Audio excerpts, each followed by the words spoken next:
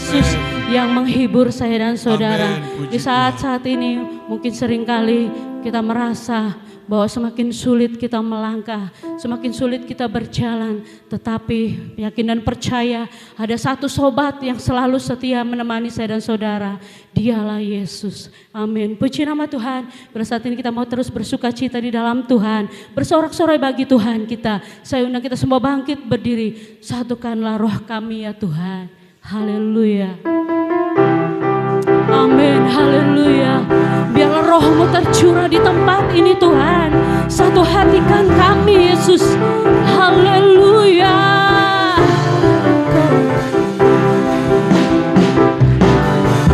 Satukanlah roh kami ya Tuhan. Bergandeng tangan kami semuanya.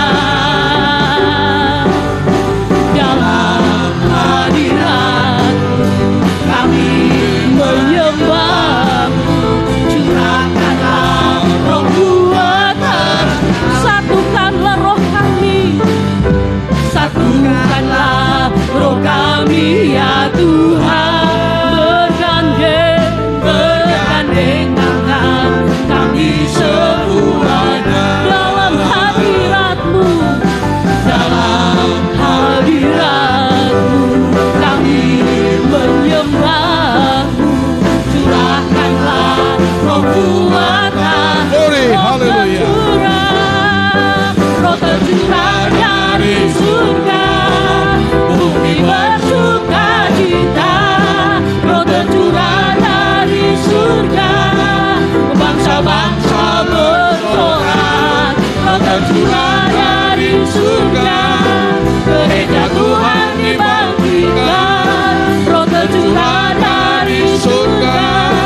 Gereja Tuhan dimenangkan. Semua bangsa-bangsa kan mengaku bahwa Yesus roh tercurah dari surga. Bumi bersuka cita, roh tercurah dari surga. Bangsa-bangsa bersorak, roh tercurah dari surga. Gereja Tuhan dibangkitkan, roh tercurah dari surga. Gereja Tuhan dimenangkan. Semua bangsa-bangsa kan mengaku bahwa Yesus Tuhan. Anggur baru tercurah penuhi umatnya dengan sukacita. Minyak baru tercurah urapi umatnya. Nyata kuasa anggur baru tercurah penuhi umatnya dengan sukacita. Minyak baru tercurah urapi umatnya. Nyata kuasanya. Haleluya. Nyata kuasanya. Nyata kuasanya. Nyata kuasanya. Glory. Haleluya. Glory Yesus. Amin. Terima kasih Tuhan. Terima kasih Yesus buat Roh Kudus yang dicurahkan di tempat ini. Terima kasih Tuhan, Kau yang sudah menyatukan hati kami, di dalam kami menyembah Engkau. Saat ini Tuhan, kami siapkan hati kami. Kami mau dibentuk oleh kebenaran firman-Mu Tuhan. Firman-Mu yang hidup, firman-Mu yang berkuasa. Kami yakin, kami percaya Tuhan, bahwa hanya satu penolong kami, yaitu Engkau Yesus. Segala perkara dapat kami tanggung di dalam-Mu. Oh haleluya Yesus.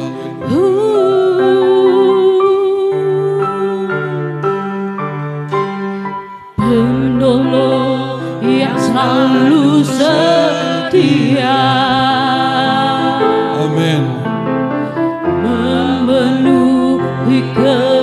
keperluanku.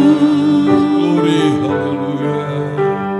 Tak pernah yang mengecewakan.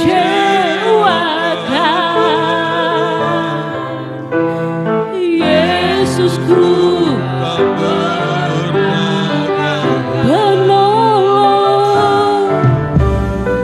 penolong yang selalu setia. Benar, Engkaulah penolong yang setia. Memenuhi keperluanku. Yesus, tak pernah Dia mengecewakan. Yesusku tak pernah gagal. Glory. Segala perkara dapat ku tanggung di dalam-Nya yang memberi kekuatan. Tuhan Yesus penolong dan sahabat. Tetap percaya Tuhan setia. Glory. Nyanyikan dari awal pujian ini. Hanya Engkau Tuhan penolong kami, penolong yang selalu hanya Engkau yang selalu setia, memenuhi keperluanku. Yesus, tak pernah Dia mengecewakan.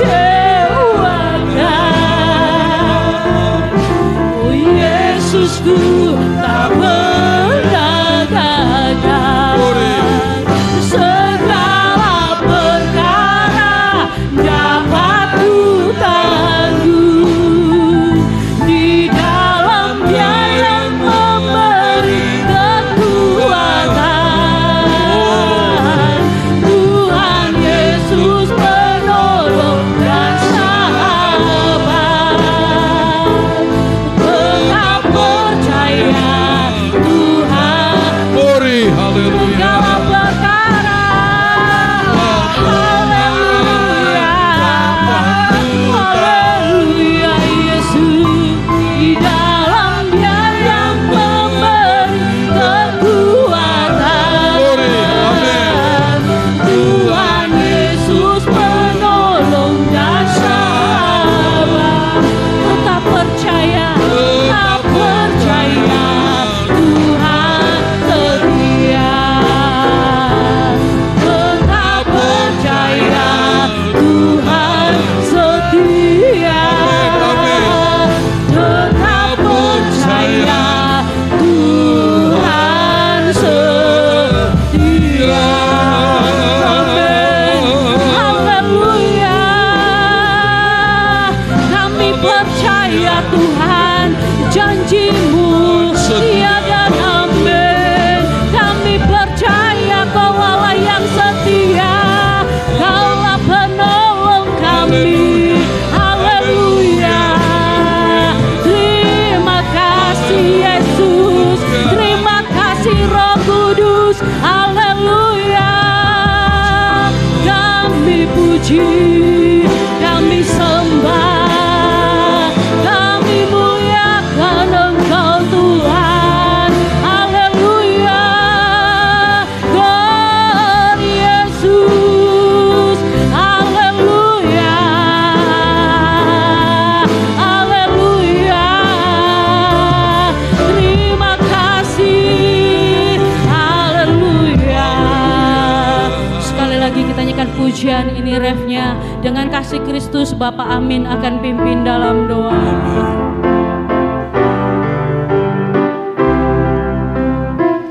Segala perkara dapat ku tanggung di dalam-Nya yang memberi kekuatan. Tuhan Yesus penolong dan sahabat. Tetap percaya Tuhan. Glory, haleluya. Segala perkara Segala perkara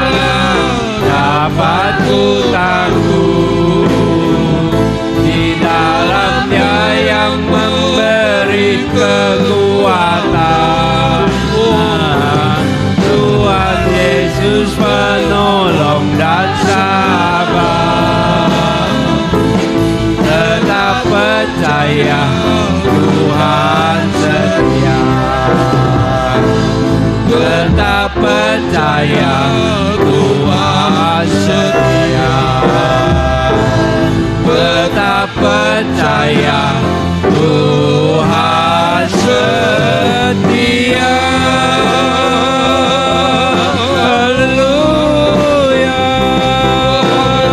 haleluya. Oh, Tuhan setia. Haleluya, haleluya.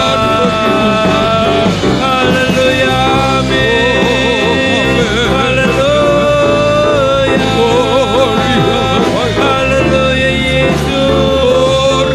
Haleluya, haleluya. Haleluya. Haleluya. Yesus. Haleluya. Engkau penolongku yang setia, yang selalu memimpin menuntun kami Tuhan. Engkau baik Yesus. Haleluya, haleluya, haleluya, haleluya Yesus. Haleluya. Kami sudah memuji dan memuliakan nama-Mu Tuhan. Kami sudah tinggikan nama-Mu Yesus. Engkau yang selalu percaya. Engkau berada di tengah-tengah kami. Engkau akan mengurapi kami semua Tuhan. Sementara kami akan mendengar firman-Mu Tuhan, Kau sucikan pikiran-pikiran kami. Layakkan kami untuk mendengarkan firman-Mu Tuhan. Hanya firman-Mu Tuhan adalah pelita buat kaki kami Tuhan. Supaya kami makin hari melangkah menuju ke Engkau Yesus. Engkau urapi kami, urapi hamba-Mu yang akan menyampaikan firman-Mu Tuhan. Supaya firman Tuhan yang akan ditaburkan akan mengingatkan kami, menguatkan kami. Supaya kami selalu setia kepada-Mu dan melakukan kehendak-kehendak-Mu Tuhan. Terima kasih Tuhan, terima kasih. Maka ada roh jahat ingin mengganggu firman, kami sehati, kami usik, kami tolak dalam nama Yesus. Kami akan duduk diam mendengar firman-Mu dalam nama Yesus. Haleluya, haleluya. Amin.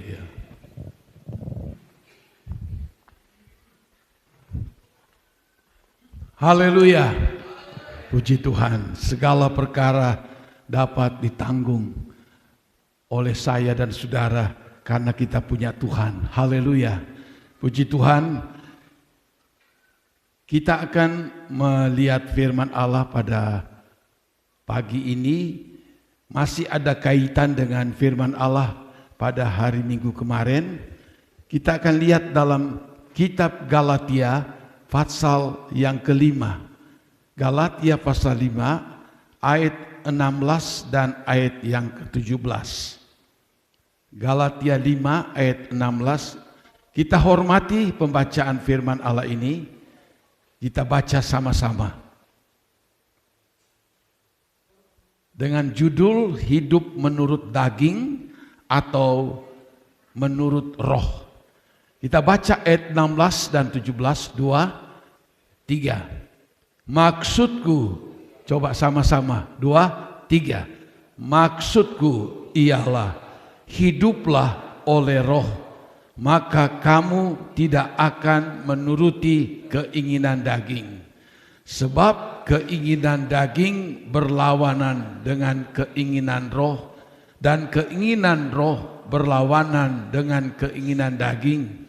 Karena keduanya bertentangan, sehingga kamu setiap kali tidak melakukan apa yang kamu kehendaki. Puji Tuhan, silakan kita duduk. Pada hari Minggu lalu kita sudah mengikuti firman Allah mengenai Roh Kudus memimpin Tuhan Yesus pergi ke padang gurun. Dan kita juga sudah ikuti beberapa tokoh-tokoh Alkitab, baik mulai dari Yusuf, baik dari Daud, dari Musa, dari Daniel, bahkan dari rasul-rasul. Allah izinkan mereka melewati padang gurun. Kita sudah ikuti padang gurun itu berbicara tentang kesukaran, kesulitan, bicara tentang hal-hal yang kita tidak inginkan, hal-hal yang sukar, hal-hal yang penderitaan, kesukaran dalam hidup ini. Tapi itu cara Allah mendidik kita. Supaya kita itu bisa hidup berkenan sama Tuhan. Sebab kita juga lihat, tidak usah kita baca, hanya ingatkan dalam 2 Korintus 12, di situ disebutkan, bisa di setel kembali. Ini mic-nya agak sedikit. Paulus diizinkan mengalami duri dalam daging, penderitaan. Kurangin sedikit guys. Dia 3 kali, terlalu kecil. 3 kali dia minta sama Tuhan, ambil ini. Tapi Tuhan katakan, cukuplah kasih karuniaku padamu. Jadi kita lihat Allah izinkan kita harus melewati hal-hal yang kita tidak suka, mendidik kita. Bahkan di dalam 1 Petrus pasal 4. Di situ Alkitab juga memberitahu kita sebagai umat Kristen bersukacitalah, berbahagialah jikalau kamu mengalami penderitaan oleh sebab karena kita orang Kristen. Sebab apa katanya? Berarti kalau kita menderita karena kita sebagai orang Kristen, anak Tuhan, maka berarti roh kemuliaan Allah akan tinggal di dalam hidupmu. Itu kata dari Tuhan. Dalam 1 Petrus 4 ayat 1. Saudara bisa baca di rumah atau bisa ditayangkan, tidak apa-apa. Apa arti Tuhan izinkan kesukaran menimpa dalam kehidupan saya dan saudara? Tujuan itu yaitu supaya kita berhenti berbuat dosa. Ya, dalam 1 Petrus 4 tidak apa saya baca ayat 1 dikatakan, jadi karena Kristus telah menderita penderitaan badani, kamu pun harus juga mempersenjatai dirimu dengan pikiran yang demikian. Karena barang siapa telah menderita penderitaan badani, ia telah berhenti berbuat dosa. Supaya waktu yang sisa jangan kamu pergunakan menurut keinginan manusia, tetapi menurut kehendak Allah. Itu tujuan Allah mendidik kita. Izinkan kesukaran, izinkan penderitaan. Bukan dia marah, bukan dia benci. Tujuannya apa? Melalui penderitaan, melalui kesukaran itu, maka kita sadar. Kalau kita teruskan, kita hancur. Kalau kita teruskan, kita binasa. Kita teruskan, kita masuk neraka. Tuhan izinkan kesukaran itu. Supaya apa? Kalau kita sadar katanya, maka kita berhenti untuk berbuat dosa. Itu Alkitab katakan. Namun kalau orang tidak mau sadar, dia tetap melakukan, yaitu urusannya. Makanya ayat berikutnya, ayat 2, yaitu waktu yang Allah berikan, waktu yang sisa. Semua kita punya waktu sisa. Hari ini dan besok itu waktu sisa. Kemarin dan waktu-waktu lalu kita sudah jalani hidup ini. Hidup kita, waktu yang Allah berikan, sisa-sisa hidup kita. Dikatakan dalam ayat ini, supaya kita akan jangan kamu pergunakan menurut keinginan manusia, keinginan daging, tetapi menurut kehendak Allah. Mumpung masih Tuhan kasih waktu, mumpung Tuhan masih kasih umur, mumpung Tuhan masih kasih sehat. Jangan kita terus mengatakan aku masih kuat, aku masih bisa, jadi aku puaskan keinginan daging saya. Wah cilaka. Nah saudara, keinginan sesaat akan dibalas dengan murka Allah kekal di neraka. Kita pilih yang mana? Menderita sesaat bersama Tuhan, tapi ujung-ujungnya kita akan menikmati kesenangan di dalam kerajaan sorga.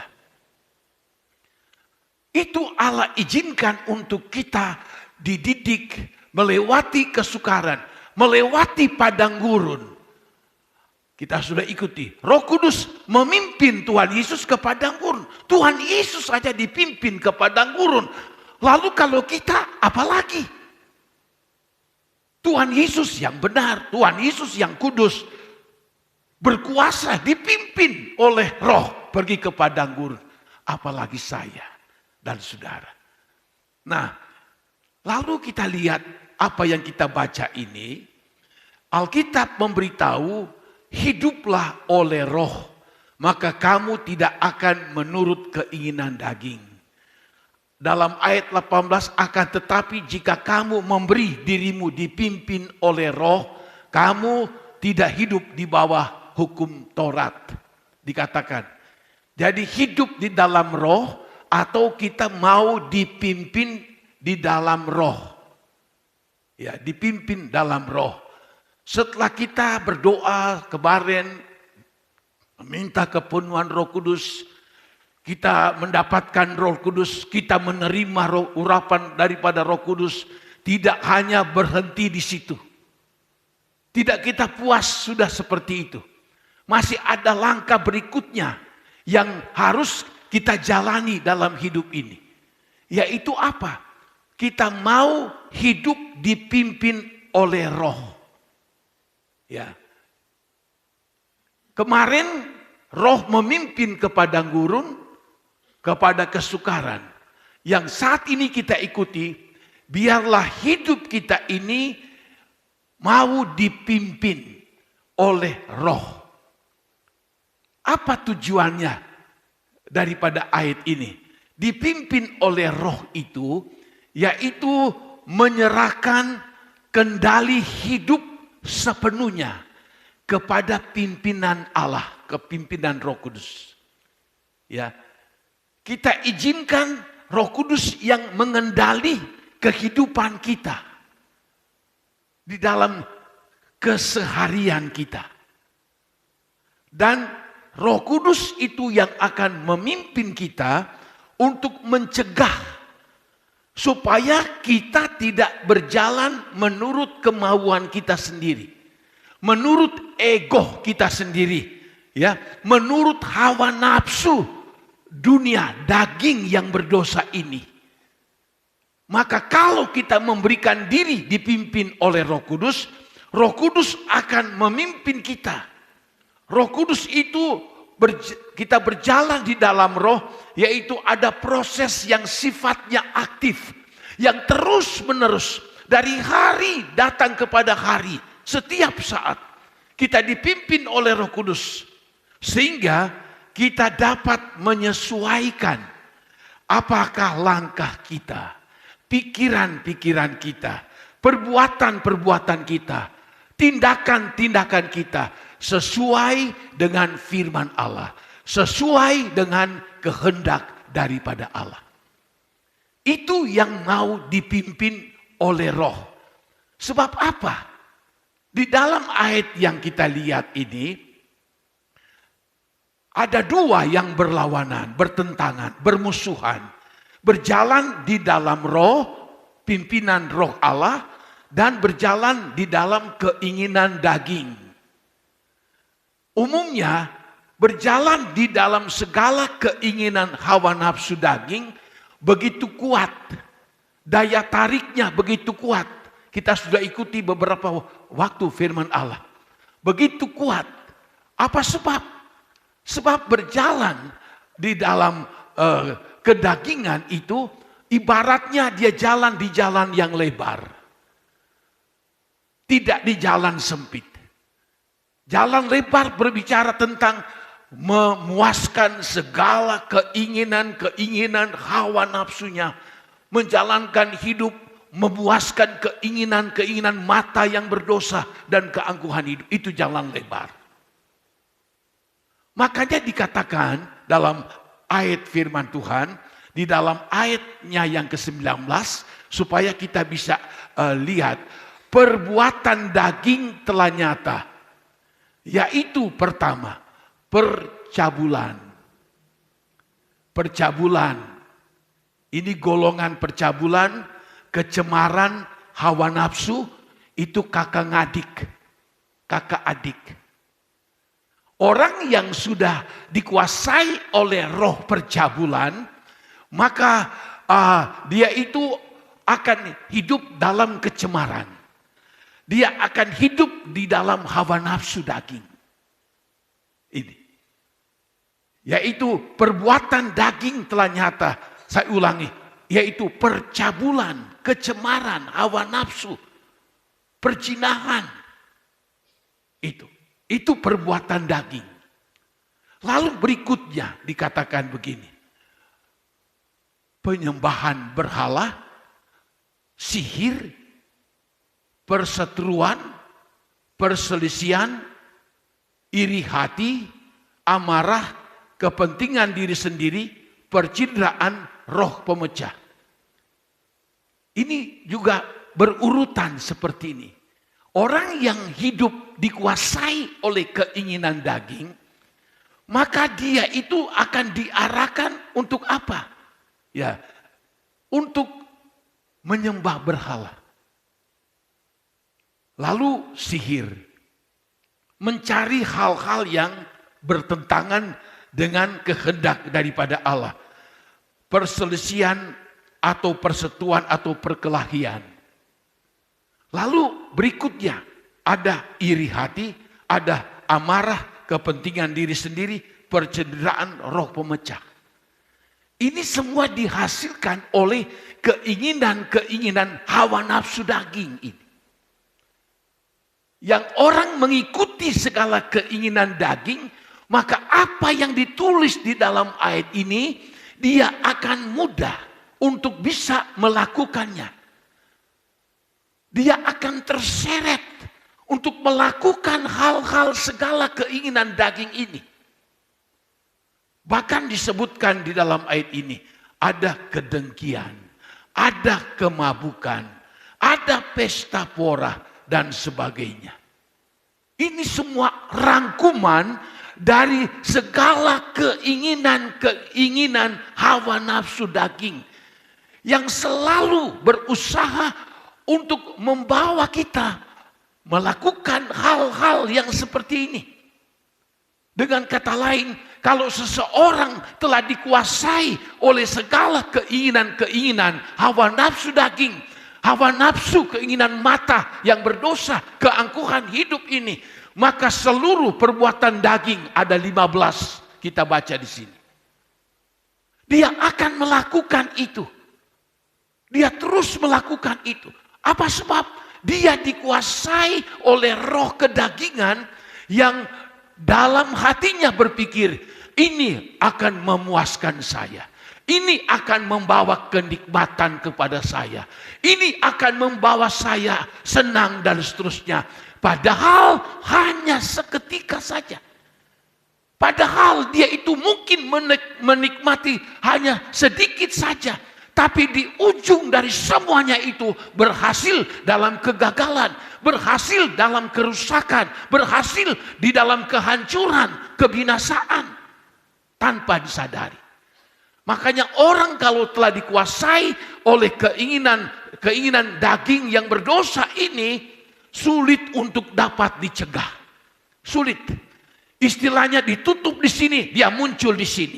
Ditutup di sini, dia muncul di sini. Ditutup di sini, dia muncul di sini. Bingung. Kenapa? Dia terlalu mengekspos akan segala kemauan keinginan daging yang berdosa ini. Dia telah ditipu oleh iblis dengan mengatakan, berpuas-puaslah engkau. Mumpung engkau masih hidup, mumpung engkau masih kuat, mumpung engkau masih muda, puas-puaskanlah itu semua. Padahal iblis, pembohong, bahkan raja pendusta, Alkitab memberitahu. Lalu apa? Alkitab memberitahu, ini parah sekali dalam ayat 21. Kemabukan, pesta pora, dan sebagainya. Nah, kita perhatikan, terhadap semuanya itu, dari 15 segala keinginan hawa nafsu daging ini, kepada semuanya itu kuperingatkan kamu. Seperti yang telah kubuat dahulu, bahwa barang siapa melakukan hal-hal yang demikian, ia tidak akan mendapat bagian dalam kerajaan Allah. Ia tidak dapat mendapat bagian dalam kerajaan sorga. Dia tidak berhak masuk dalam kota Yerusalem baru. Dibuang, tidak diterima.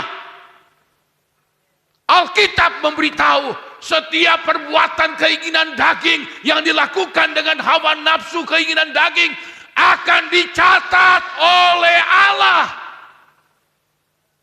Kecuali dia sadar, kecuali dia bertobat, baru bisa diampuni. Kalau tidak, celaka. Bayangkan, tidak ada bagian, tidak ada tempat di dalam kerajaan Allah. Wow, bukan Tuhan benci, marah, bukan. Allah itu Allah yang kudus, Allah itu Allah yang benar, Allah itu Allah yang suci. Tidak ada orang yang hidup dalam keinginan daging yang bisa ada di tempat kudusnya Allah. Sorga aja tempat kudus, tempat yang mulia, dan tempat yang penuh kemuliaan, penuh keindahan. Tidak ada bagian orang-orang yang hidup di dalam 15 poin di sini. Jangan harap dia akan mendapat bagian. Tetapi kebalikannya, dia dibuang, dia dilemparkan ke dalam dapur api yang menyala-nyala sampai selama-lamanya. Jadi itu firman Allah memberi penjelasan nih. Makanya dikatakan di sini, hiduplah oleh Roh.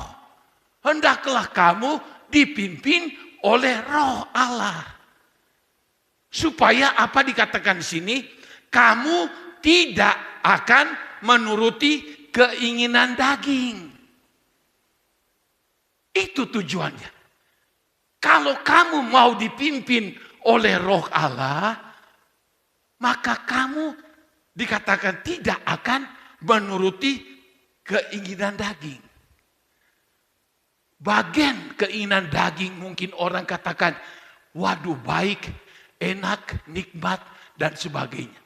Tapi kalau kita sudah berjalan dipimpin oleh Roh, maka kita akan dimampukan, dikuatkan untuk kita tidak menuruti keinginan hawa nafsu daging yang berdosa ini.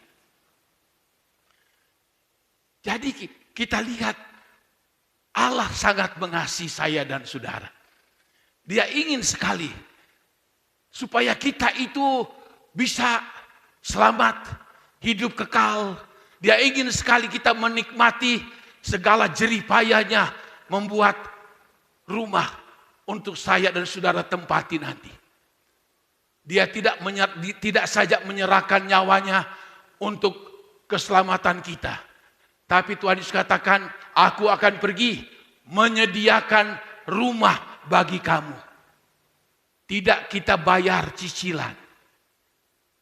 Rumahnya, Alkitab mengatakan seisi sorga, lantainya daripada emas. Segalanya penuh dengan keindahan dan kemuliaan. Kita punya kekayaan dikumpulkan. Untuk mendapatkan rumah itu tidak akan dapat. Itu belas kasihan Allah untuk saya dan saudara. Tapi firman Allah ajarkan, udah hiduplah oleh Roh. Kamu mau dipimpin oleh Roh. Supaya kamu tidak akan melakukan segala keinginan daging. Hawa nafsu daging yang berdosa ini. Kita harus memilih. Saya pilih mana? Memilih hidup dipimpin oleh Roh Allah atau hidup dipimpin oleh keinginan hawa nafsu daging berdosa ini. Itu ada di kita. Kita pilih. Memang kalau memilih untuk berjalan dalam pimpinan roh itu, ayat firman Allah memberitahu begini. Ya, di dalam ayatnya yang ke-22,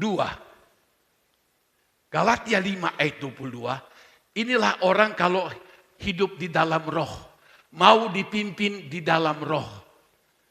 Maka apa yang terjadi dalam ayat 22? Tetapi buah roh ialah kasih, sukacita, damai sejahtera, kesabaran, kemurahan, kebaikan, kesetiaan, kelemah lembutan, penguasaan diri.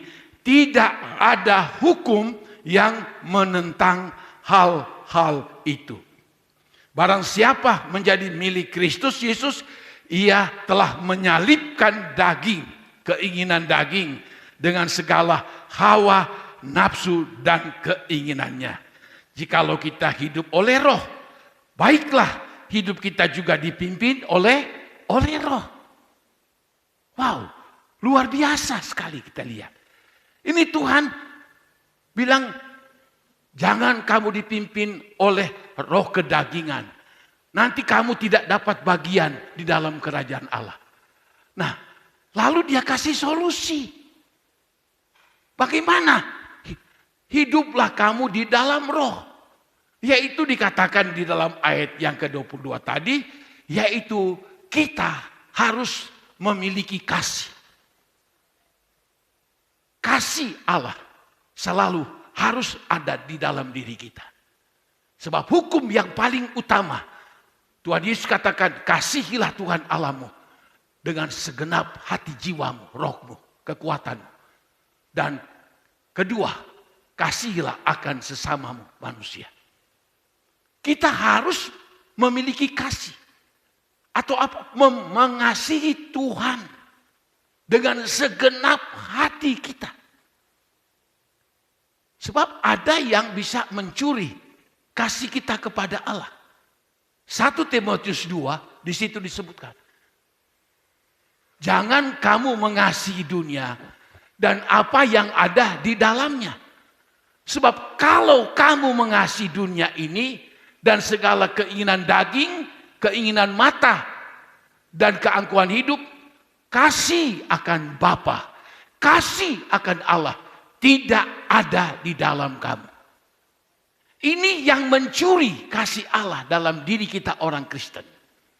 Kalau kita lebih cenderung dengan kekayaan dunia, kita cenderung kepada fasilitas-fasilitas duniawi, kita cenderung memihak kepada kekayaan harta dunia, berarti kita tidak memberi kasih kita yang benar kepada Tuhan. Tuhan yang sudah mengasihi kita lebih dulu. Bukan kita yang lebih dulu mengasihi dia. Kenapa kita harus mengasihi dia? Dia selamatkan kita, dia ampuni dosa kita. Dia bebaskan kita. Waduh, dia sediakan tempat bagi kita. Tidak ada alasan kalau kita tidak mengasihi Tuhan. Tapi iblis juga tahu. Dia tawarkan segala keinginan daging, hawa nafsu daging. Segala keinginan mata. Untuk apa? Membuat kasih kita akan Tuhan menjadi tawar, menjadi dingin. Itu iblis. Tapi bagaimana kita meresponinya? Kita harus penuh kasih kepada Allah. Kalau kita penuh kasih kepada Allah, kita jadikan Tuhan itu adalah fokus utama dalam hidup ini. Yang kedua disebutkan sukacita. Sukacita itu adalah hati yang gembira. Ada sukacita. Bukan berarti kita tidak ada masalah. Bukan berarti kita tidak ada problem. Oh, problem boleh datang. Masalah boleh silih berganti datang dalam diri kita. Tetapi ada sukacita dalam diri kita. Artinya sukacita mampu melewati, mampu mengatasi kesukaran, kesulitan, masalah yang berat sekalipun. Kenapa? Roh Kudus itu, buah Roh Kudus itu adalah sukacita. Kita tidak stres. Kita tidak mau putus asa. Malah kita bersuka cita, malah ada ayat berkata dalam Amsal, hati yang gembira adalah obat yang sangat manjur. Tapi hati yang patah mengeringkan tulang. Tuhan ingin kita setiap hari bangun pagi ada sukacita, ada sukacita, ada sukacita. Itu yang Tuhan inginkan.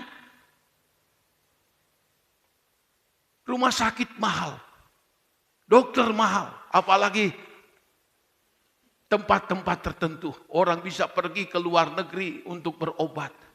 Tapi kalau ada hati yang gembira, kita selalu bersukacita. Alkitab memberitahu itu adalah obat yang manjur. Banyaklah bersukacita.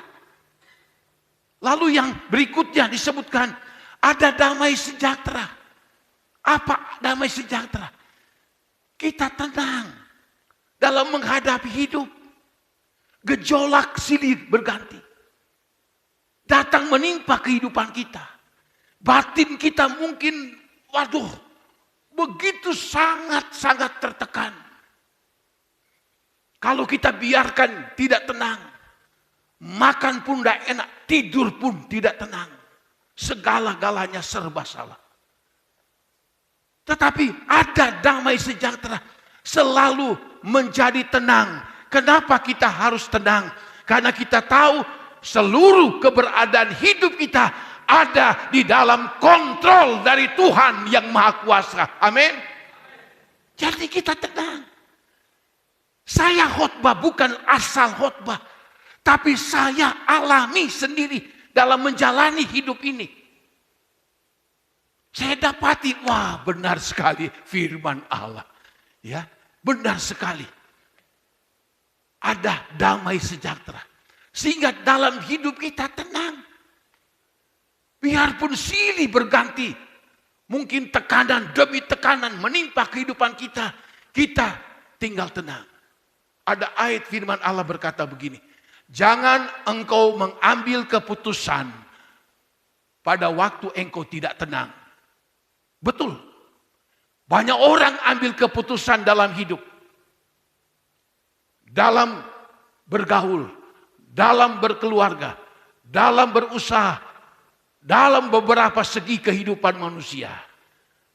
Lagi tidak tenang, lagi kacau pikirannya, lagi tidak karuan, dia ambil keputusan. Akhirnya apa? Berantakan. Jangan ambil keputusan pada waktu engkau tidak tenang. Jadi ketenangan ini nilainya sungguh luar biasa.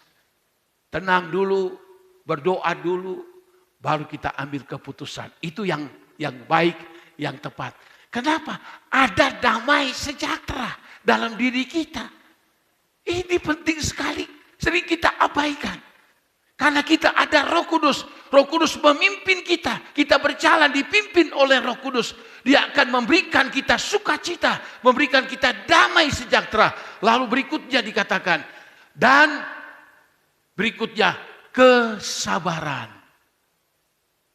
Wow.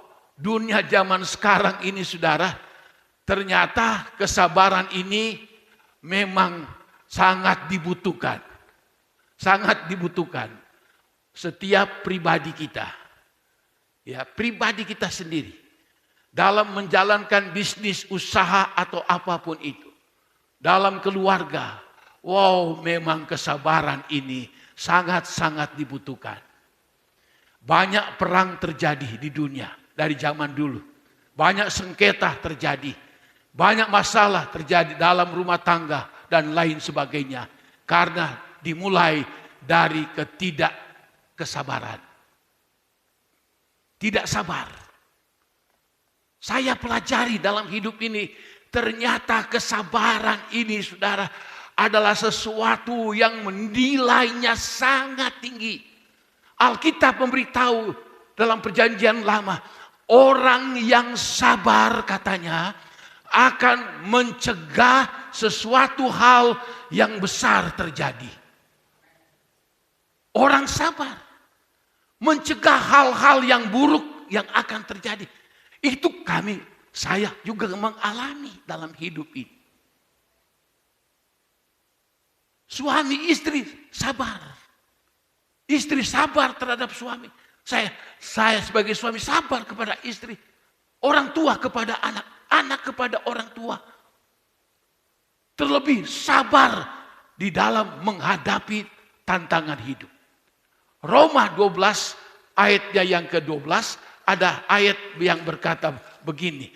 Ayat 12 berkata bahwa bersukacitalah dalam pengharapan, sabarlah dalam kesesakan, dan bertekunlah dalam doa. Sabarlah dalam apa? Kesesakan. Kita seringkali alami kesesakan. Lagi enak-enak, tiba-tiba muncul masalah. Aduh, sesak ini.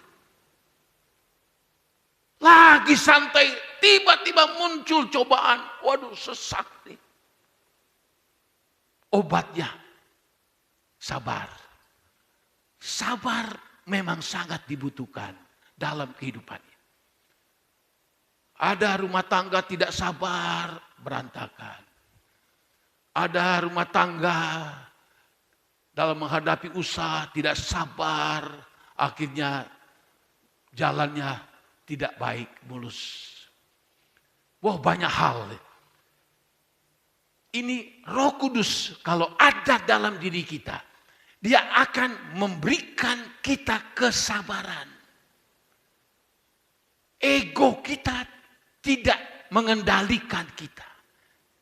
Ambisius kita tidak mengendalikan kita. Keangkuhan kita tidak mengendalikan kita. Makanya ada ayat, orang sabar dikasihi oleh Allah.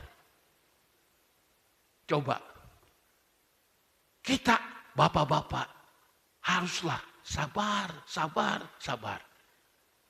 Ibu-ibu, pemuda-pemudi, remaja, kita butuh sekali kesabaran ini dalam menjalani hidup ini. Memang kesabaran, sukacita, damai sejahtera, kasih tidak datang tiba-tiba. Itu ada proses. Kalau kita dipenuhi Roh Kudus, ada urapan Allah, ada kemampuan kita hidup dalam kasih, hidup dalam sukacita, hidup dalam damai sejahtera, hidup di dalam kesabaran. Lalu kemurahan. Apa itu kemurahan? Memiliki hati yang baik.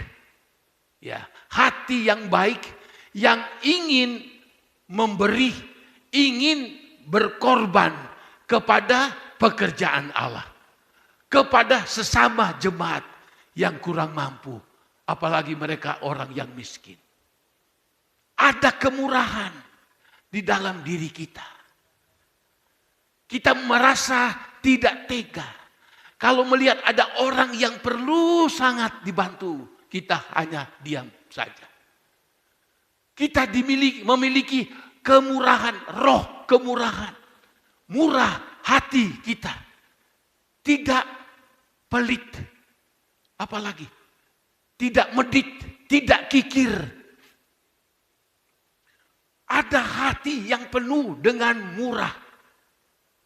Sehingga kita ini, padahal Alkitab memberitahu, di dalam Amsal tidak usah kita sebut baca, tapi mengutip saja. Ada orang yang mengumpulkan kekayaan, tetapi selalu merasa kurang di dalam Amsal. Ada orang yang membagikan harta dan makin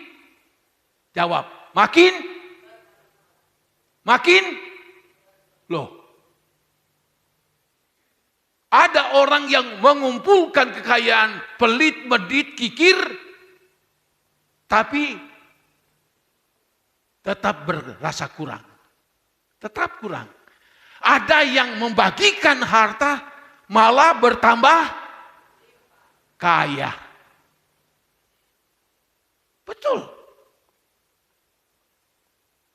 Dan itu bukan cuma saya asal ngomong, itu pengalaman kami.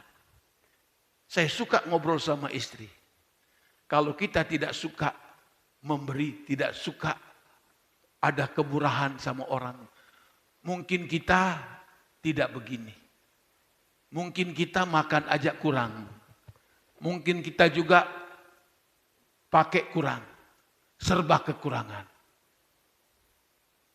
Saya bersyukur saya dapat istri yang satu roh dengan saya. Yang memiliki roh kemurahan. Ada orang kan dia kerja, dia dapat, dia pikir itu dia punya. Tidak boleh dikorek. Dia pikir hanya untuk dia saja. Tidak begitu. Alkitab memberitahu dalam kitab Ulangan. Tuhanlah yang membuat engkau menjadi kaya. Itu kata Tuhan. Lalu dikatakan dalam Alkitab, memang Alkitab menyuruh kita supaya kita bermurah hati kepada mereka yang memerlukan kemurahan hati kita. Itu dalam Alkitab. Ya. Kalau orang pelit, kikir, medit seperti itu, ya sudah. Sudah dikasih, dia tetap kurang. Kasih tetap kurang, tetap kurang. Orang yang suka berkorban, suka memberi, Alkitab berkata makin lama makin kaya. Bukan cuma kaya secara jasmani, lahiriah, tetapi kaya di dalam Tuhan. Rohaninya kaya di dalam Tuhan. Itu seperti dia menyimpan harta di dalam sorga. Tuhan Yesus katakan. Jangan simpan hartamu di dunia. Ada karat yang akan merusaknya. Ada pencuri yang akan nanti mencurinya. Ada ngengat yang akan merusaknya. Simpanlah harta di sorga. Dan nanti kelak semuanya. Itu akan kita lihat. Apa yang kita simpan di sorga. Yaitu kita suka memberi. Kita suka berkorban. Makanya ada dana kasih, saudara. Tapi itu pun... Saban saya tanya sama bendara, berapa dana kasih? Ya segini. Ya, gimana ya? Tapi ya udah jalanin saja. Ya yang penting ya seberapa. Tapi aduh ada baiknya kalau lebih lagi kan, aduh sebab sekarang makin susah. Mungkin kita ada 50.000, kita pakai untuk anak jajan. Jajan, nih jajan ya. Kalau kasih kepada orang yang butuh, yang susah, 50.000 itu dia bisa pakai makan bisa 2 hari. Iya. Jadi ada kemurahan. Kenapa? Roh menuntun kita. Supaya kita memiliki kemurahan hati. Lalu seterusnya apa? Kebaikan. Kebaikan itu. Sifat dan karakter yang baik. Tidak setitik-setitik nyewot. Setitik-setitik marah. Sedikit-sedikit kelakuannya enggak karuan. Kita memiliki hati yang baik. Memang mendidik hati yang baik ini tidak mudah, sudah. Yaitu pertama, jangan kita nilai orang itu, wah baru ngomongnya, sikapnya, wah tidak baik. Tidak. Pokoknya bagi kita, semua siapapun dia, pria, wanita, dewasa, tua, anak muda, semuanya memiliki hati yang baik. Dan kita terapkan kebaikan demi kebaikan itu. Senangkan kalau misalnya orang akan mengatakan, wah ibu ini hatinya baik. Bapak ini hatinya baik. Tapi ada juga yang kita dengar, wah ibu ini hatinya jahat. Bapak ini hatinya jelek, jahat. Kan gak enak didengar. Mending kita memiliki hati yang baik. Tidak sombong. Kita memiliki apa yang namanya senyuman yang baik. Tidak menafsirkan ini, itu, dan sebagainya. Saya menilai orang itu pokoknya orangnya baik.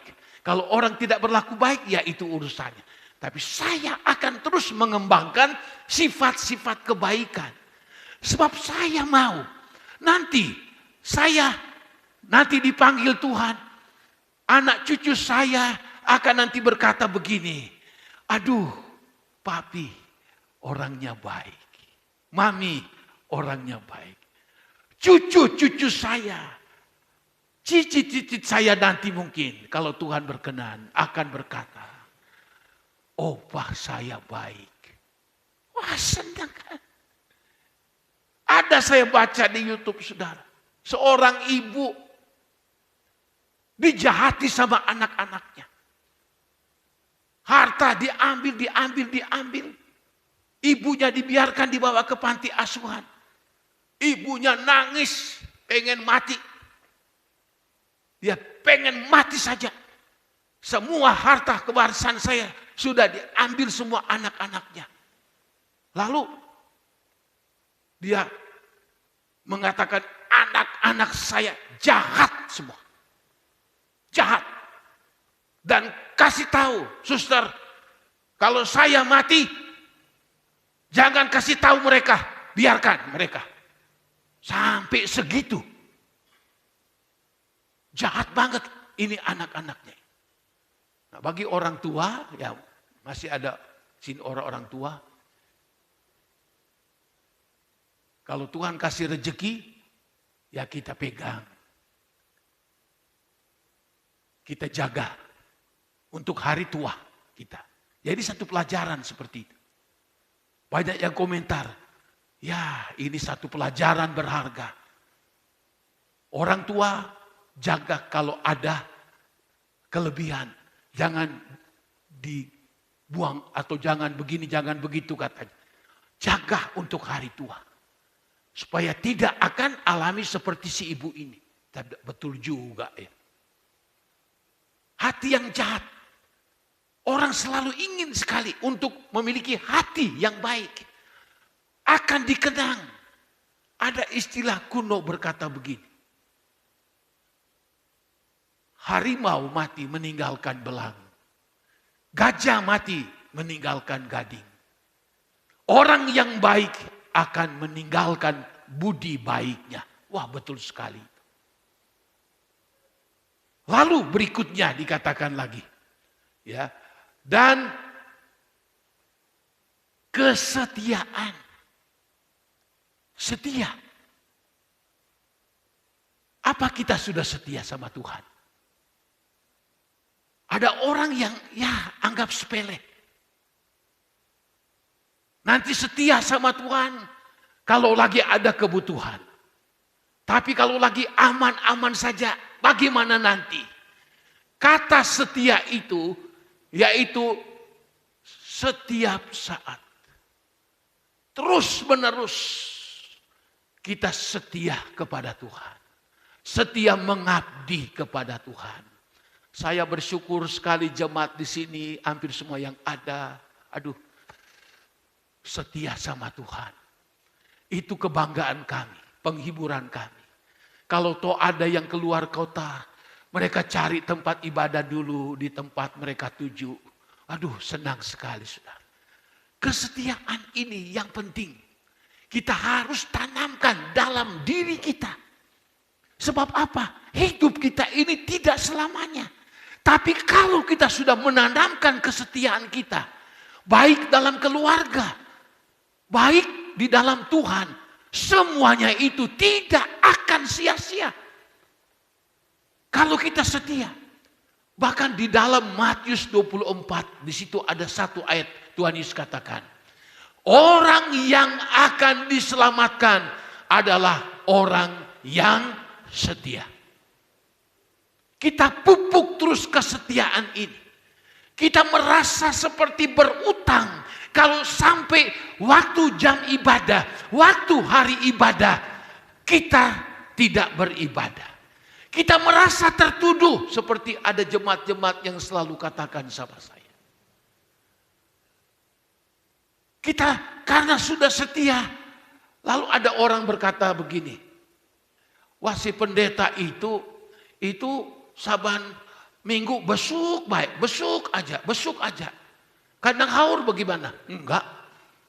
Kecuali ada yang perlu didoakan, kecuali ada yang masalah yang sangat penting. Ya, oh ya, kalau ini sebelum Minggu, Jumat sudah jalan, besuk ingat kebaktian. Oh enggak, saya sudah puluhan tahun, enggak. Oh ya, kok bisa begitu? Ya iya. Kita mengajar jemaat untuk apa? Setia. Setia sama Tuhan. Dan itu tidak akan sia-sia perjuangan kita. Lalu masih ada lagi. Kelemah lembutan. Kelemah lembutan ini bukan orang yang lemah gemulai. Bukan orang yang ya apa itu namanya? Yang banci begitu. Ya. Omongannya laki tapi seperti perempuan. Bukan. Dikatakan di sini kelemah lembutan. Saya baca dalam bahasa asli yaitu orangnya tegas. Bahasa aslinya artinya tegas banget. Tapi memiliki sifat lembut hatinya. Sama dengan Tuhan Yesus.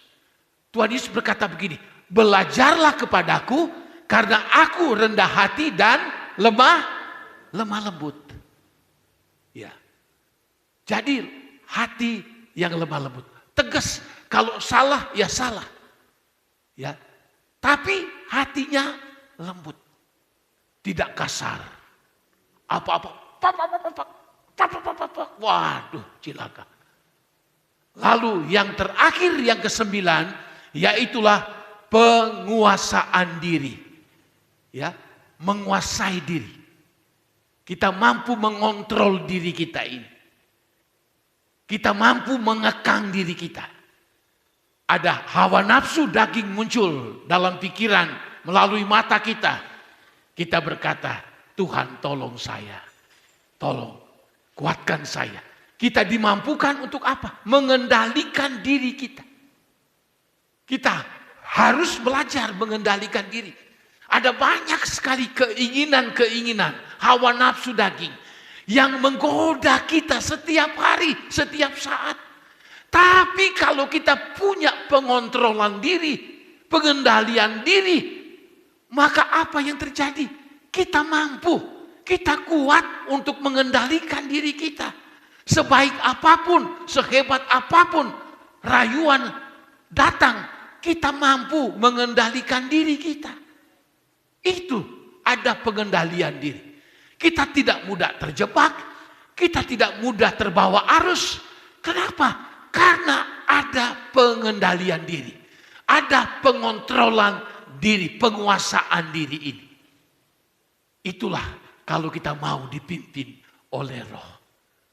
Ya. Wah, berat untuk bisa melakukan ini. Ya, memang kita masih manusia yang berdosa. Tapi jangan takut. Di dalam Roma pasal 8 ayat 26. Jangan takut. Roh Allah akan menguatkan kita. Membantu kita. Di dalam segala kelemahan-kelemahan kita. Di dalam segala ketidakberdayaan kita. Menghadapi masalah. Menghadapi kesukaran. Menghadapi kesulitan. Ada Roh Kudus yang selalu membantu, menolong kepada kita. Saudara baca di rumah, Roma 8 ayatnya yang ke-26. Roh Kudus tidak membiarkan kita. Dia tahu kita lemah. Dia tahu kita tidak mampu. Tapi kalau kita mau dipimpin oleh Roh Kudus yang sama, dia akan memampukan kita, dia akan menolong kita melewati masa-masa yang sulit, masa-masa yang sukar. Sebab apa? Tujuan Allah untuk kita dipimpin oleh Roh Kudus itu adalah apa, saudara? Ya, di situ kita lihat Roma 8 ayat 29, bisa tunjukkan ayat. Roma 8 ayat 29. Supaya apa? Kalau kita terus-menerus dituntun oleh Roh Kudus, dipimpin oleh Roh Kudus, nanti kelak kita akan menjadi serupa, segambar dengan Allah. Wow, hebat sekali. Akan menjadi serupa dengan Allah. Lalu kedua, dalam 2 Korintus 3 ayatnya yang ke-18. Di situ juga dikatakan kita diubah menjadi serupa dengan gambarnya, wujudnya, dan dalam kemuliaan yang semakin begitu besar.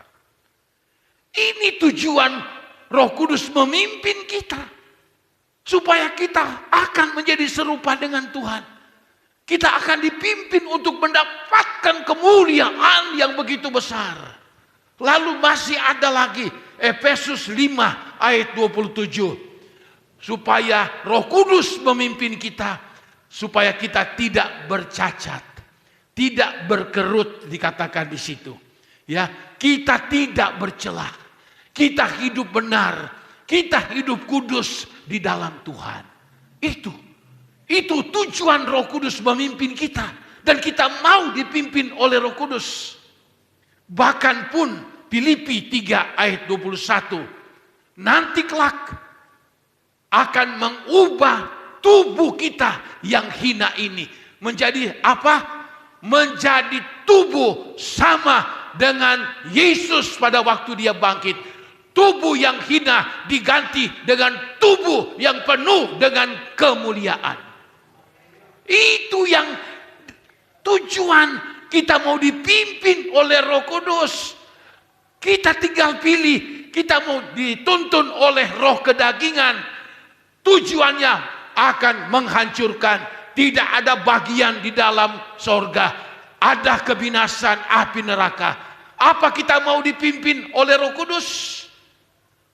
Kalau kita mau dipimpin oleh Roh Kudus, dengan 9 buah Roh Kudus yang kita sudah ikuti tadi, dia tuntun kita, pimpin. Kita tidak menyerah, kita tidak menjadi lemah, kita makin giat, kita makin semangat. Dia akan tuntun terus kita sampai kita selamat, kita mendapatkan tubuh yang mulia, dan kita berhak untuk masuk di tempat kediaman daripada Tuhan. Maka itu sebabnya kita pilih. Kita mau memilih hidup menurut keinginan daging yang berdosa. Kita mau ingin hidup menurut pimpinan roh. Firman Allah sudah disampaikan.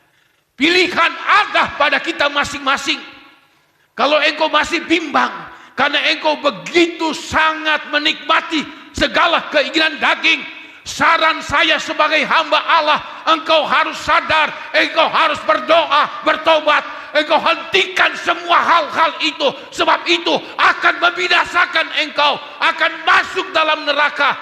Kalau engkau nanti dalam keadaan seperti itu, seperti yang saya pernah saksikan. Saya dari Subang naik mobil seorang pengusaha. Dia katakan, saya jurusan Pantura, naik saja saya naik, mobilnya bagus. Wah, dia 40-an kali umurnya, jaya. Dia katakan dia punya istri pelayan di Jakarta. Bahkan kendaraannya dipakai untuk pembangunan gereja di Jakarta. Dia juga rajin ke gereja katanya. Tapi saya ingat sekali, pas di jembatan Sewo apa yang suka minta-minta uang itu, saya ingat di jembatan di situ dia ngomong, Pak Pendeta, saya ke gereja, saya rajin ke gereja, tapi ada satu yang saya sulit untuk melepaskan diri. Apa itu, Pak? Saya ikut doyan selingkuh. Doyan selingkuh. Aduh, tidak boleh lihat singa anak bening setitik. Oh, masih muda, 40-an kayaknya umurnya. Dia kayaknya pengusaha berhasil. Lalu saya kaget. Kok giat ke gereja, istrinya melayani, tapi kok begini? Saya hanya berkata, ya Bapak harus bertobat, harus lepaskan itu. Ya doakan ya Pak Pendeta supaya saya, berapa bulan kemudian apa yang terjadi? Saya dapat berita, Pak Pendeta, Bapak kenal ini. Oh ya, saya kenal. Kenapa? Sudah meninggal. Meninggal di mana? Meninggal di Hotel Puncak. Waktu bilang meninggal di Hotel Puncak, saya berpikir, wow, mudah-mudahan beli karo wadon. Coba, orang Kristen melayani Tuhan. Saya sudah ingatkan dia waktu itu, berhenti. Tapi ya, dia pikir terlalu nikmat untuk dilepaskan. Kalau sampai dia mati bersama dengan wanita di puncak, saya mau tanya dengan jujur, dia masuk surga atau masuk neraka? Masuk surga atau neraka? Iya. Ini kita lihat daya tarik roh kedagingan begitu kuat sekali. Tapi saudara, kalau kita setia, mengasihi Tuhan, sungguh-sungguh sama Tuhan, ada Roh Kudus yang membantu kita. Oh, Roh Kudus, tolong saya. Saya sudah tidak kuat. Anak wadon sing ayu temen. Kita kupengen. Roh Kudus tolong saya. Oh Tuhan tolong, saya lihat ada seorang yang cakep. Roh Kudus tolong kita. Oh dunia sekarang saudara, saya baca saudara, ditanya ada seorang wartawan bertanya kepada seorang gadis. Gadis ini nggak benar, cantik banget gadisnya. Tapi begitu caranya. Lalu dia ditanya, lu ini kerjaannya kayak gitu. Lalu lu ini sasaran lu itu pengen cari yang berondong apa yang sudah om-om. Anak gadis itu dengan mudah jawab, yang om-om dong. Oh iya, kenapa om-om? Kalau om-om banyak duit, berondong malah sudah gak malu lagi orang sekarang. Coba, dunia sekarang sudah kacau. Moralitas dunia, di mana kita lihat kacau. Tapi firman Allah pada pagi hari ini, marilah kita mau dipimpin oleh Roh Kudus. Amin. Haleluya. Kita dimampukan, dikuatkan sampai kita dipanggil Tuhan. Kita akan mewarisi kerajaan sorga sampai senang selama-lamanya. Amin. Mari kita masuk dalam doa. Haleluya, haleluya.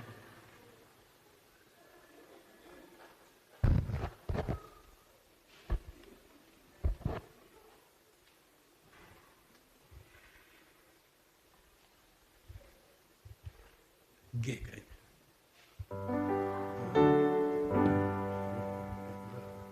Naik.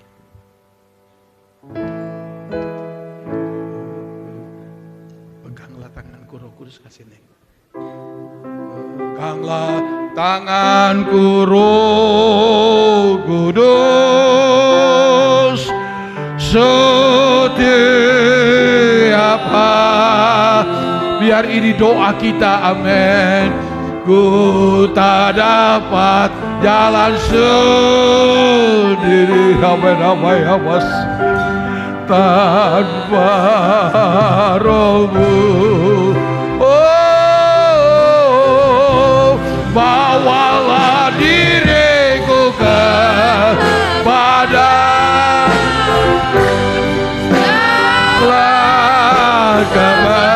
kebenaran. Amin. Agar ku tidak tersesat, oh mengikuti. Peganglah tanganku Roh Kudus, oh peganglah tangan. Biar kita minta Roh Kudus memimpin kita kepada seluruh kebenaran, memampukan kita, menguatkan kita dalam menjalani hidup ini. Oh haleluya, supaya kita tidak tersesat. Amin. Oh tanpa Roh-Mu, haleluya. Oh bawalah diriku kepada segala kebenaran.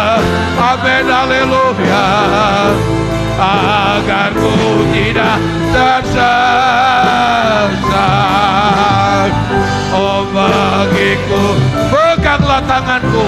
Di Bapak Tommy berdoa. Oh, peganglah tanganku Roh Kudus. Oh, sedih. Oh, amin. Hanya Roh Kudus yang mampukan kami. Oh, haleluya.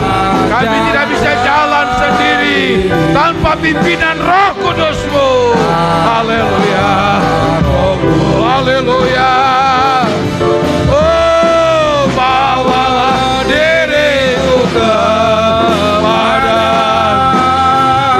segala kebenaran.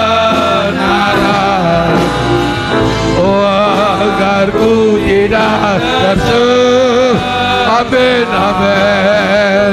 Mengikuti agar ku tidak tersesat, amin. Agar ku tidak tersesat,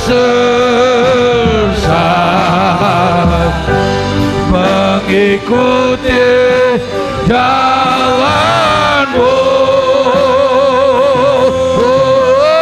Oh, haleluya, haleluya, haleluya, haleluya, haleluya. Oh, haleluya. Amin. Dia mau pada segala apa yang malam. Dia pada segala apa yang. Dia amin. Haleluya, haleluya, haleluya. Amin, amin. Haleluya, haleluya. Glory, glory, amin. Terima kasih Tuhan, terima kasih. Kami mengucap syukur berterima kasih kepadamu Tuhan. Lewat firman-Mu kami telah dibentuk ya Tuhan. Biarlah kami terus mau Tuhan hidup di jalan Roh-Mu ya Tuhan. Hidup dipimpin oleh Roh-Mu ya Tuhan. Biarlah kasih, sukacita, damai, sejahtera selalu ada dalam hidup kami ya Tuhan. Biarlah kami semua tinggalkan ya Tuhan roh-roh kedagingan kami ya Tuhan. Iri hati, kemabukan ya Tuhan, pesta pora ya Tuhan. Biarlah kami semua ya Tuhan kami tinggalkan ya Tuhan. Biar kami mau mendapatkan roh-roh ya yang daripada-Mu ya Tuhan. Terpujilah karena nama-Mu Yesus. Terima kasih ya Tuhan, terima kasih.